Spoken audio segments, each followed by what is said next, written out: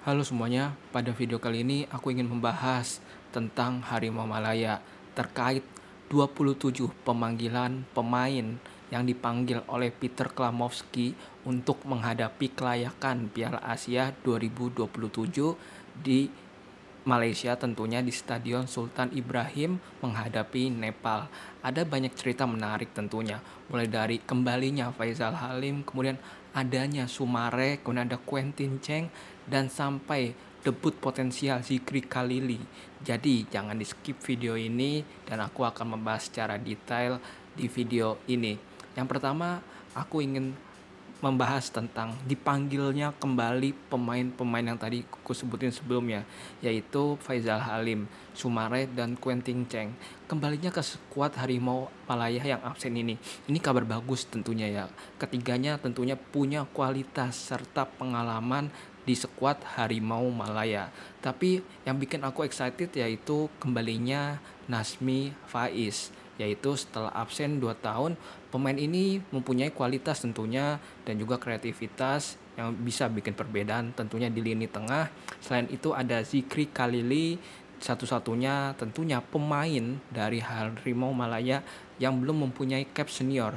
Ini tentunya jadi kesempatan besar buat dia untuk menunjukin kemampuan di level senior dan di level internasional. Pastinya ada juga pemain-pemain yang belum dipanggil ke timnas Harimau senior, tetapi menurut aku Zikri Khalili ini mempunyai potensi yang sangat kuat dan tentunya tidak sembarangan Peter Klamowski memanggil dia. Kemudian yang selanjutnya yaitu banyak perdebatan tentang Mamadou Soumaré. Kita tahu kualitas dia bagaimana, pengalaman dia dan bermain dia bagaimana di lini serang di suatu tim atau di Harimau Malaya. Tetapi aku di sini ingin membahas tentang Mamadou Soumaré di tahun 2024-2025. Pemain ini baru mencapai pertandingan 9 kali permainan dan dengan total 180 menit. Tentunya ini sangat dikit bukan? Dan di musim ini juga ya, walau kita tahu dia cuma mempunyai cap 180 menit, tetapi dengan adanya pengalaman yang dia miliki, kemudian ada skill dan kecepatan yang masih dia punyai untuk menjadi super sub, ini memungkinkan Soumaré menjadi opsi untuk super sub ketika pemain lawan khususnya Nepal sedang lengah atau juga sudah kehabisan tenaga pada akhir babak kedua. Aku rasa juga Soumaré ini juga menjadi opsi ya untuk Peter Klamowski, karena kita tahu bahwa di menit-menit akhir kan permainan pasti ada beberapa pemain yang kurang fokus. Oleh karena itu dengan hadirnya Soumaré bisa meningkatkan lini depan di akhir-akhir pertandingan. Tetapi aku sangat sayang karena kalau kita lihat bahwa pemain depan, kita kan tahu bahwa pemain-pemain dari Harimau Malaya ini banyak banget kan pemain depan. Aku sayang karena ketika kita mempunyai pemain seperti Fergus Tierney tidak dipanggil dan lebih memilih pemain yang menurutku terlalu senior. Padahal sudah punya banyak pemain senior di depan seperti Romel Morales sama Paulo Joseu. Itu sangat banyak, udah dua. Kenapa tidak mengambil satu yang muda? Walaupun kita tahu bahwa ada satu yang muda untuk lini tengah di penyerangan, tetapi menurutku kurang. Harus ada pemain seperti Fergus Tierney yang menurutku ya sayang banget nggak dipanggil dia. Kemudian nih untuk yang terakhir mungkin ya ini menurut pendapatku, kita tahu bahwa Peter Klamowski ini dulu pernah menjadi asisten atau menjadi bagian dari si Ange Postecoglou, yaitu pelatih dari Tottenham Hotspur, dan pastinya mempunyai taktik yang hampir sama pastinya.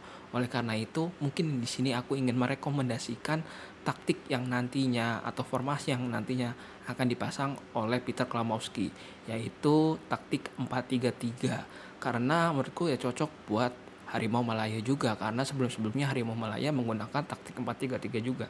Kemudian untuk pemainnya siapa-siapa aja tentunya kita pasti tahu bahwa sebelum-sebelumnya juga dengan kualitas dan juga pemain-pemain yang ada sekarang, kita bisa melihat bahwa pelatih ingin mengandalkan pengalaman yang ada di sebelum-sebelumnya untuk mengenal lebih jauh tentang gaya bermain dari pemain-pemain Harimau Malaya. Yang pertama tentu walaupun kiper ini jarang bermain di timnya sekarang ini, apalagi di musim ini. Aku harap sih kiper ini tetap dipertahankan jadi kiper nomor satu Harimau Malaya, yaitu Sihan Hasmi, kiper dari JDT tentunya. Dia mempunyai refleks yang bagus, kemudian juga pengalaman yang kuat menjadi penjaga gawang dari Harimau Malaya. Tetapi aku nggak tahu nih, untuk Peter Klamowski ini dia lebih memilih untuk kiper sweeper atau kiper stopper. Oleh karena itu nanti kita lihat aja Sihan Hasmi akankah menjadi pilihan utama atau bukan. Kemudian di bek kanan tentunya ya, aku lebih memilih untuk Dion School, karena ya Dion School ini bagus di bek kanan daripada di tengah, karena di tengah di Harimau Malaya mempunyai pemain-pemain yang bagus dan juga kecepatannya, terusan umpannya dan fisiknya itu membuat Dion Cruz itu bisa lah untuk membuat perbedaan di lini tengah dan lini kanan. Kemudian di tengah ada Matthew Davis dan Daniel Ting. Kenapa aku memilih dia? Karena ini merupakan duo terbaik lah menurut aku dari Harimau Malaya di belakang tahun-tahun belakang sebelumnya, dan mereka mempunyai cara untuk membaca permainan-permainan musuh, dan juga dia melakukan kesalahan fatal yang dikit lah. Oleh karena itu bisa menjadi opsi, karena kita tahu sendiri bahwa di lini tengah ini opsinya sangat sedikit. Kemudian yang ke back kiri ada Krobing On ya, walaupun sudah tua jarang main, tetapi aku harap sih dia tetap dimainkan. Kemudian juga di gelandang tengah ada Afik Fazail, tentunya pemain dari JDT. Ada Nakso Insa, itu juga dari JDT. Kenapa aku memasang dia? Karena tentunya dia mempunyai chemistry yang kuat satu antara lainnya ya. Dan juga yang terakhir ada Stuart Wilkelm untuk lini serangan di gelandang serang, karena kita tahu bahwa Nakso Insa itu sebagai tempo, kemudian Wilkins adalah gelandang bertahan yang tangguh atau bisa menjadi AMF. Tapi kita nggak tahu ya gimana caranya nanti dari Peter Klamowski mengolah tim ini dengan pemain-pemain yang ada.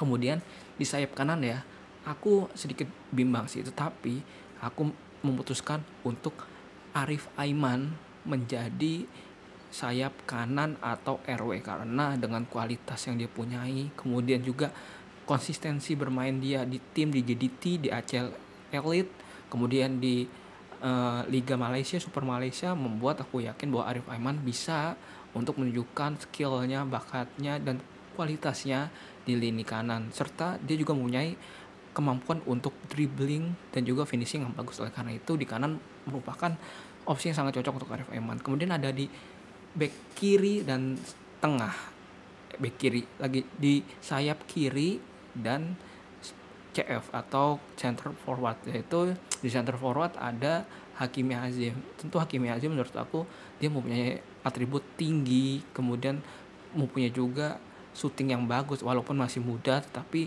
aku yakin dengan adanya dia juga ingin membuktikan bahwa dia bisa untuk menunjukkan kualitasnya. Kemudian di kiri tentunya ada Faisal Halim ya, walaupun kita tahu bahwa Faisal Halim biasanya bermain di kanan dan kiri, tetapi aku harap ketika dia dipasang di kiri, Faisal Halim bisa melakukan cutback-nya yang selalu dia lakukan, dan dribble-dribblenya melewati musuh. Kemungkinan itu aja sih pembahasan pada video kali ini. 27 pemain yang dipanggil oleh Peter Klamowski, dan rekomendasi formasi 4-3-3 tentunya untuk menghadapi Nepal. Dan aku harap Harimau Malaya ya bisa tampil maksimal lah untuk kualifikasi Piala Asia 2027, dan aku harap bisa menampilkan permainan yang terbaik nantinya di bulan Juni melawan Vietnam. Tapi menurut aku nih, aku pengen denger menurut kalian gimana nih? Menurut kalian siapa pemain kunci yang akan jadi penentu kemenangan? Siapa pemain-pemain yang harusnya ada di skuad Harimau Malaya di 27 pemain ini? Siapakah yang harus meninggalkan skuad di Harimau Malaya ini? Kalian bisa komen di kolom komentar. Jika kalian ada saran atau masukan buat aku, kalian juga bisa komen di kolom komentar. Sekian dari pembahasan video kali ini. I love you all, thank you, and bye-bye.